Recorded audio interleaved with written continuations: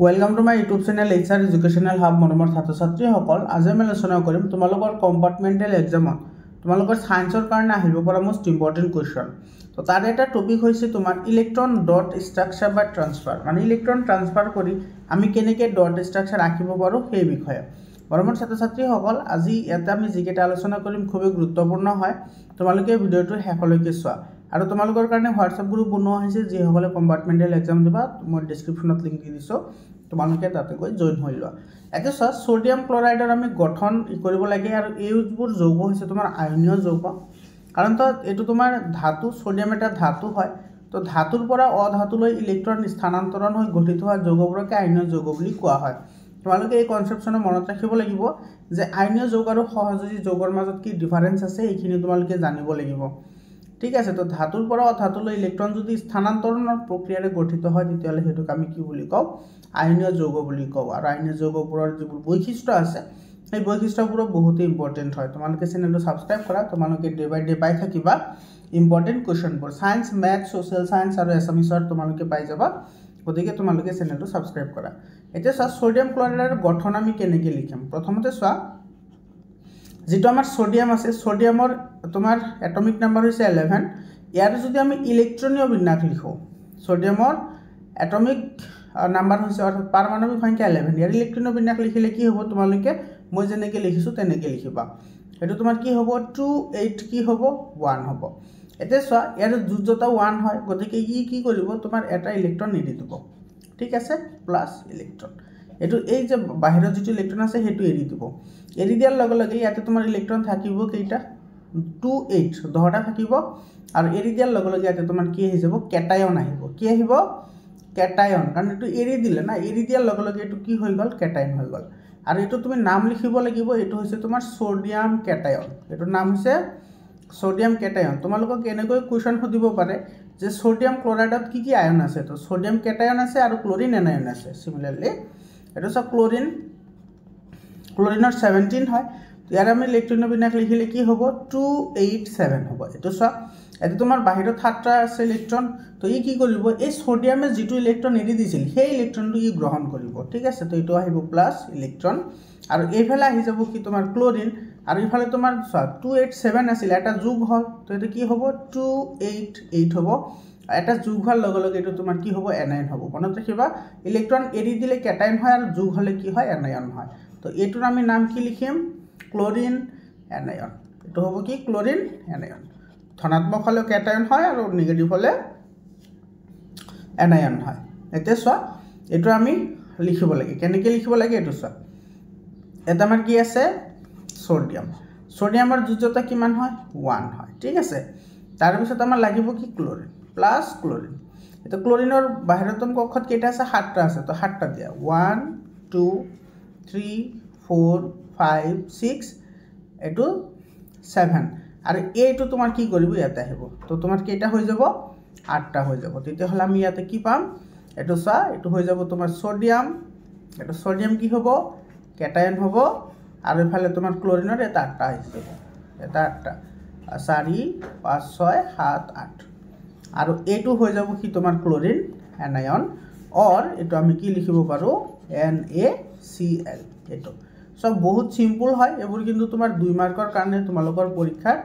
আহাৰ বহুত চান্স আছে গতিকে তোমালোকে এবোৰ মোৰ লগে লগে প্ৰেক্টিস কৰি যোৱা বহুত ইম্পৰ্টেন্ট হয় ঠিক আছে ইয়াৰ পিছতটো চোৱা ইয়াৰ পিছত কি আছে আমাৰ এটো চোৱা সোডিয়াম অক্সাইড বহুত ইম্পৰ্টেন্ট হয় এটো চোৱা সোডিয়াম এটো আমাৰ সোডিয়ামৰ এটমিক নাম্বাৰ হৈছে 11 তো এটোৰ ইলেক্ট্ৰনীয় বিন্যাস হ'ব 281 হয়নে তো ই তোমাৰ কি কৰিব এটা এৰি দিব এটা ইলেক্ট্ৰন এৰি দি কি কৰিব কেটায়ন গঠন কৰিব আৰু ই হৈ যাব 28 গতিকে এটো নাম হ'ব কি সোডিয়াম কেটায়ন এটো কি হ'ব সোডিয়াম এটো কেটায়ন হল এটা সাথে আছে অক্সিজেন আমি জানো অক্সিজেনৰ হৈছে 8 এটা আহিব 26 এতে চোৱা এতে তুমি এটা কথা লক্ষ্য কৰিব লাগিব এতে তুমি ভালদৰে লক্ষ্য কৰিবা দেই ভালদৰে লক্ষ্য কৰিবা এতে চোৱা হেকৰ কক্ষত আছে 6টা ইলেক্ট্ৰন এতে আৰু কেইটা ইলেক্ট্ৰন লাগিব 2টা ইলেক্ট্ৰন লাগিব কাৰণ বৰ্তম কক্ষত সদায় 8টা ইলেক্ট্ৰন থাকে তোমালোকে ক্লাস 9 ত পঢ়ি আহিছা এতে 6টা আছে তো আৰু 2টা লাগিব কিন্তু সোডিয়ামে এৰি দিছে কেইটা মাত্ৰ এটা তেতিয়াহ'লে অক্সিজেন লাগিব ইয়াতে তোমাৰ সোডিয়াম কেইটা লাগিব দুটা লাগিব কাৰণ অক্সিজেনৰ ইলেক্ট্ৰন লাগে দুটা এটা সোডিয়ামে এটা দিয়ে তেতিয়াহ'লে দুটা সোডিয়ামে কেইটা দিব দুটা দিব অবভিয়াসলি গতিকে এটা আমাৰ কি লাগিব 2 ইলেক্ট্ৰন লাগিব 2 ইলেক্ট্ৰন তো দুটা ইলেক্ট্ৰন যদি আমি ইয়াতে লৈ লওঁ তেতিয়াহ'লে এটো আমাৰ হৈ যাব কি এটো হৈ যাব অক্সিজেন এটো 2 মাইনাস এটা যেহেতু তোমাৰ দুটা ললে আৰু ইয়াৰ ইলেক্ট্ৰনৰ বিন্যাস হৈ যাব কি 28 আৰু এটো হ'ব তোমাৰ অক্সিজেন এনায়ন বুজি পালানে অক্সিজেন কি হ'ব এটো এনায়ন হৈ যাব তো এটা আমি লিখিম কেনেকৈ এটো চা সোডিয়ামৰ এটা তোমাৰ কি আছে এটা আছে আৰু এটা আমাৰ সোডিয়াম লাগিব এটোৰো এটা থাকিব প্লাস এটো আমাৰ অক্সিজেনৰ বহিৰতম কক্ষত 6টা আছে তো 6টা লিখা 1 2 3 4 5 6 এতিয়া চোৱা লাগা 8টা আছে 6টা তো এই সোডিয়ামৰ পৰা এটো আহিব আৰু এই সোডিয়ামৰ পৰা এটো আহিব তো ইয়াতে তোমাৰ দুটা হৈ যাব তো এতিয়া তোমাৰ কি হল এতে এটো চা সোডিয়াম এতে তোমাৰ কেটায়ন আছে হয়নে আৰু এতে সোডিয়াম তোমাৰ কেইটা আছে সোডিয়াম আছে দুটা গতিকে এটা আহিব 2 আৰু ইফালে তোমাৰ আছে কি অক্সিজেনৰ ইফালে 8টা আছে তো 2 4 5 6 ইফালে 7 8 এটো और এটো আমি কেনেকৈ লিখো চা এটো কিন্তু ইলেক্ট্ৰনৰ ডটৰ ক্ষেত্ৰত আমি এটা আগত লিখিছো ঠিক আছে সেইকাৰণে এটা হিচাপ আৰু ইয়াতে তোমাৰ 2 কি আহিব -2 মাইনাস তো এটো তোমাৰ কি হ'ব Na2O এটো হৈছে আমাৰ আনসাৰ বুজি পালানে সব বহুত সিম্পল হয় ইয়াৰ পিছতটো চোৱা বহুত ইম্পৰ্টেন্ট হয় তোমালোকে মোৰ লগে লগে প্ৰেক্টিস কৰিবা বহুত দৰকাৰী হয় এটো সব ম্যাগনেসিয়াম অক্সাইড আছে ম্যাগনেসিয়াম আমি সকলে জানো ম্যাগনেসিয়ামৰ এটমিক নাম্বাৰ হৈছে 12 তো ইয়াৰ ইলেক্ট্ৰনৰ বিন্যাস হ'ব 282 কি কৰিব তেন্তে এই বাহিৰত যেটো দুটা ইলেক্ট্ৰন আছে দুটা ইলেক্ট্ৰন এৰি দিব এটা আছে তোমাৰ ম্যাগনেসিয়াম তো দুটা ইলেক্ট্ৰন এৰি দিলে তোমাৰ কি হ'ব এটো তোমাৰ দুটা ইলেক্ট্ৰন এৰি দিব এটো তোমাৰ 2 প্লাস হৈ যাব এটো তোমাৰ ইলেক্ট্ৰনৰ বিন্যাস হৈ যাব 28 আৰু এটো হ'ব কি তোমাৰ ম্যাগনেসিয়াম 2 প্লাস কেটায়ন এটো নাম হ'ব ম্যাগনেসিয়াম 2 প্লাস কেটায়ন এটা আছে অক্সিজেন এই মাত্র আমি লিখিলো অক্সিজেনৰ তোমাৰ 8 হয় এটো 26 হ'ব ই তোমাৰ কি কৰিব দুটা ইলেক্ট্ৰন গ্ৰহণ কৰিব দুটা ইলেক্ট্ৰন গ্ৰহণ কৰি এটো হৈ যাব 28 আৰু ইফালে আহি যাব 2 মাইনাস আৰু এটো হ'ব তোমাৰ কি অক্সিজেন এনায়ন এটো হ'ব অক্সিজেন এনায়ন এতিয়া চোৱা এফালে ম্যাগনেসিয়ামৰ কেইটা আছে দুটা গতিকে এই দুটা আমি এনেকৈ দিলো প্লাস অক্সিজেন এটা অক্সিজেনৰ আছে 6টা তো 6টা লিখা 1 2 3 4 5 1 2 3 4 5 এটো 6 আৰু তোমাৰ কি কৰিব এই দুটা এটা আহি যাব এই দুটা আহিলে ইয়াতে 7টা হৈ যাব তো ইয়াতে তোমাৰ কি হ'ব এটো হৈ যাব তোমাৰ ম্যাগনেসিয়াম ইয়াতে আহিব 2 প্লাস আৰু ইফালে আহিব অক্সিজেন এটো কি আহিব 2 মাইনাস কাৰণ ইয়াতে তোমাৰ ম্যাগনেসিয়াম দুটা আছিল দুটা কেটায়ন গঠন কৰিছে আৰু অক্সিজেনে এটা কেটায়ন গঠন কৰিছে দুটা এটম গঠন কৰিছে গতিকে ইয়াতে তোমাৰ যদি সেম যোজনা থাকে তেতিয়াহ'লে হেতু আমি লিখিব নালাগে তাৰ মানে এটো হৈ যাব কি ম্যাগনেসিয়াম অক্সাইড এটো এটো হল আমাৰ ম্যাগনেসিয়াম অক্সাইডৰ ইলেক্ট্ৰন স্থানান্তৰণৰ দ্বাৰা আমাৰ গঠন ইয়াৰ পিছতটো চোৱা এটো ক্যালসিয়াম ক্লোৰাইড বহুত ইন্টাৰেস্টিং হয় এটো চোৱা আমি সকলে জানো যে ক্যালসিয়ামৰ এটমিক নাম্বাৰ হৈছে 20 তোমালোকে এইখিনি জানিব লাগিব ঠিক আছে এটো হ'ব 2882 হয় এটো চাই বাহিৰত দুটা আছে গতিকে দুটা এৰি দিব তো 2 প্লাস হৈ যাব আৰু ইফালে কি কৰিব তোমাৰ দুটা ইলেক্ট্ৰন এৰি দিব দুটা ইলেক্ট্ৰন এৰি দিয়াৰ পিছত এটো কি হৈ যাব 288 আৰু ইয়াতে গঠন কৰিব কি ক্যালসিয়াম কেটায়ন ইয়াতে গঠন কৰিব ক্যালসিয়াম কেটায়ন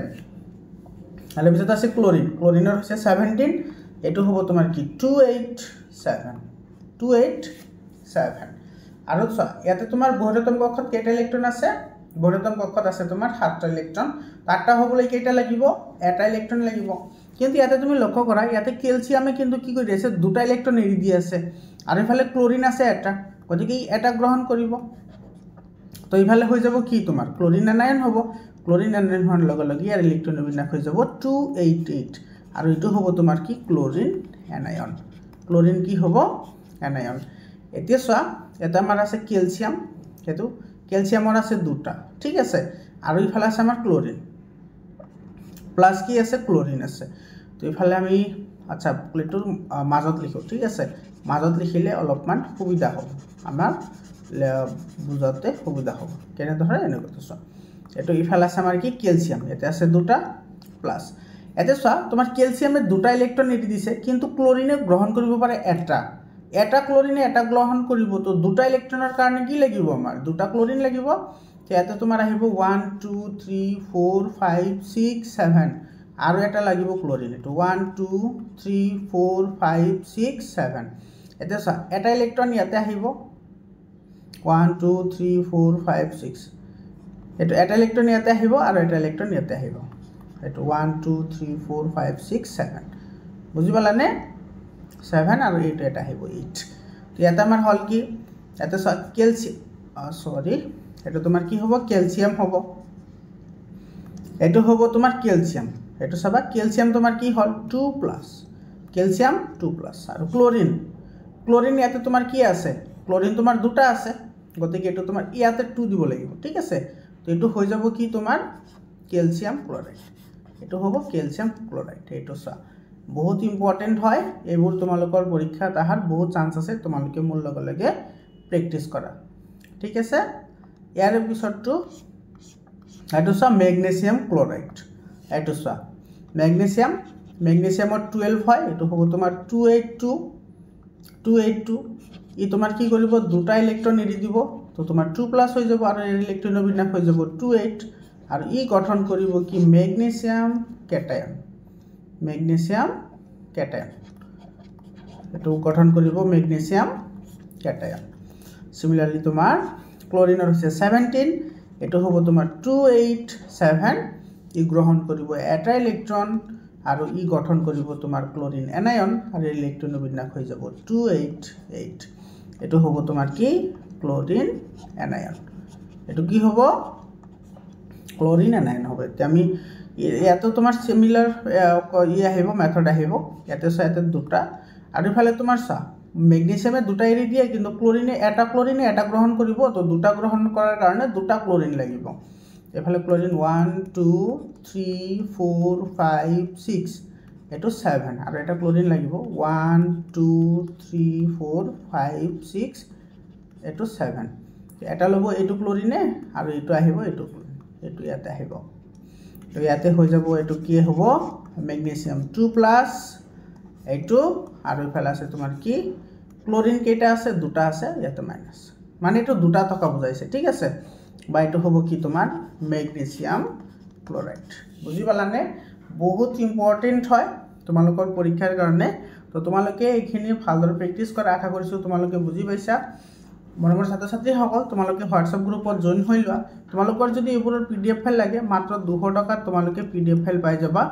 মাত্ৰ 200 টকা তুমি যদি ইউজ কৰা তেতিয়াহলে তুমি সায়েন্স ম্যাথছ